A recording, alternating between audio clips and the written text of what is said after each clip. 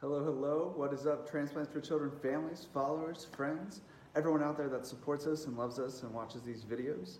We're coming at you today with another Wellness Wednesday video. Per someone's request last week, they wanted to learn more about kidney health. And I think that that's super appropriate with the organization we're in and the amount of people that have had kidney transplants or had other types of transplants or in a lifelong balance of protecting their kidneys and other organs.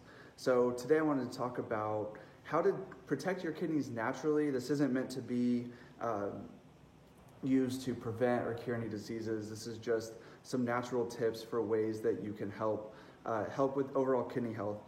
So I want to start by saying that a lot of times when our kidneys are not functioning properly, probably about 80% of the time, it's not actually a kidney issue, it's an issue of inflammation. And the reason for that is we have these little tiny veins or vascularies that drop blood into our kidney at about an eyedropper of speed. And so what happens when the kidneys begin to show signs of issue, breakdown, whatever it may be, what's actually happening is that this dropper is actually inflamed, and so less blood is being pushed into the kidneys. So our protein level goes up, our creatinine level goes up, and in turn our blood pressure will actually go up because there is a chemical that is released called renin. And what renin does is it actually increases your blood pressure, not superficially, but in order to push more blood through those veins and into your kidneys so that your kidneys can work at a more appropriate level. So these kind of tips could help too if you have high blood pressure as well. But again, these are just some natural tips in terms of like diet and stuff like that for what we can do. So with that in mind, with the blood flow in mind, what that means is that the biggest issue with kidney function is inflammation. And that's not something that's normally talked about, but it does have a huge impact on the way that our kidneys function, on the amount of creatinine producing, protein that we're producing, the amount of blood that we're actually able to process through our kidneys. So what we're going to do is we're going to talk about dietarily what you can do to help this process become more smooth and help your body stay healthier for longer, whether you're starting to see kidney issues, whether you had a kidney transplant, whatever it may be, to help your body last longer. So the first step is to reduce the foods that increase inflammation. So we're going to go over a pretty good list of these because there are quite a few.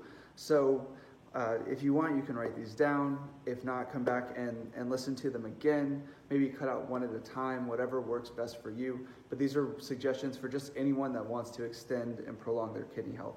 So the first step is to remove gluten. I talked about gluten last week on a live video. So if you don't know a lot about gluten, go back to last week's video and you can learn a lot about what it is, where it comes from, and why it causes problems.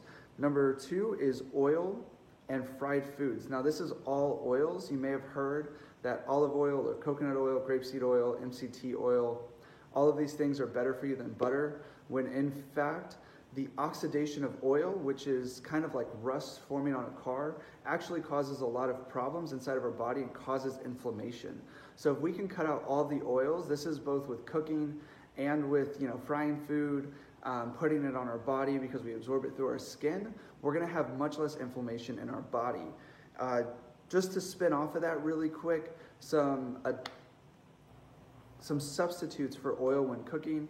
If you're cooking veggies or you're cooking chicken in a pan or something like that, you can use water. And if you're making baked goods, you can replace applesauce 1-to-1 for oil, and you'll get the same consistency and the same taste and all of that stuff, but without all the oils that are going to oxidize inside of your body and cause different issues like liver spots and stuff like that. The next 2 are sugar and alcohol. Staying away from these are really, really good for reducing inflammation. These react with your body poorly and you tend to swell up. The next one is dairy, especially if you're lactose intolerant or if you have a dairy sensitivity. If you're not sensitive to dairy, then it's mostly okay. You just don't want to be consuming large amounts of dairy. The next one is processed meats. So this is sausage, bacon, deli meat, anything that is used, anything that goes through a processing is not good for your kidney health, just because It also it's processed with lots of oil in it, so it's coming back to that oil thing. So we want to stay away from that. Any pre-packed juices, agave or corn syrup. The reason we want to avoid these three is because all of the good stuff has been taken out of these things. So all of the nutrients have been taken out, all the minerals have been taken out, all of the protective bodies, the fibers, all of that stuff have been removed, and the only thing you're getting is sugar. And sugar is not good for your body if you're trying to reduce inflammation. And then the last thing that you want to try to avoid is peanuts. And the reason for peanuts is because the way that peanuts grow is there's actually mold in peanuts a lot of times. It's not a very safe or clean environment, and where they grow, the way that they're handled is not very cleanly most of the time. And if you're buying pre-packaged peanuts, the ones that aren't in the full peanut shell, most of the time those are cooked in oil unless you get them from specific brands. So we want to stay away from peanuts as much as possible. Now, after we start avoiding foods, there's foods that we can add in that are going to make our life easier. There's inflammation reducing foods like dark green vegetables, sweet potatoes. If your potassium is not too high, sometimes with kidney stuff, our potassium tends to go up. We have to watch that. Sweet potatoes are high in potassium. So if you're already having these issues, stay away from sweet potatoes. Red berries, blueberries, grapes, and walnuts and pomegranates are really, really good for reducing inflammation because they're antioxidants. And what antioxidants do is they reduce the oxidation in the body that comes from all of these inflammatory foods. So it's kind of a cycle. We take out the bad stuff, but then we're going to add in stuff that reduces the oxidation in our body. The other thing that we can look for is any sort of supplements that are rated high with ORAC points. Now these are oxygen radical absorption capacity. That is what ORAC stands for.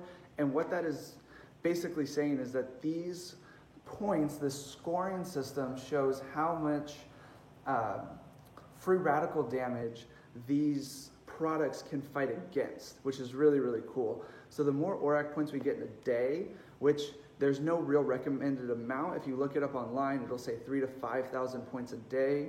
If you can stay above that mark, you're going to help your body reduce inflammation in a great deal. A lot of spices like cinnamon and mint are great for getting ORAC points in your daily diet. Same thing with walnuts, anything that's not cooked in oil. So walnuts, pistachios, that kind of thing are awesome. And then I'm going to give you guys one bonus tip, something I didn't write down about kidney health that's really important to know, is that the more protein we eat, the harder our kidneys have to work. So if we're taking in a lot of protein, let's say we're even eating protein, 3 meals a day, so eating meat 3 meals a day, our kidneys are going to have to work harder to process the creatinine and the protein that are going through our system. So if you can cut down to maybe 1, maybe 2 meals a day with a heavy protein center, your kidneys will actually have to work less hard to process everything, and you will have better results in how you feel and how your numbers turn out and all of that. That's everything I have for you today. I hope this helps. If you need more tips, if you want more information on just what we can offer, different information, whether it's about liver health, heart health, kidney health, or just anything dietary, we'd love to look it up for you and find answers that will help you protect yourself and stay healthier for longer. One last announcement: if you're in our Families Connect group and you haven't joined our book club, shoot us a message. We'd love to have you on there so we can talk about books and kind of communicate as a community and stay up to date with each other's lives. So we started that this week, and we'd love to have you join. So drop us a message to the TFC page, or you can send me a message personally, and we'll get you guys in there. We'd love to have you. Besides that, everyone have a great night. Happy Wellness Wednesday, and we'll see you next week. Bye.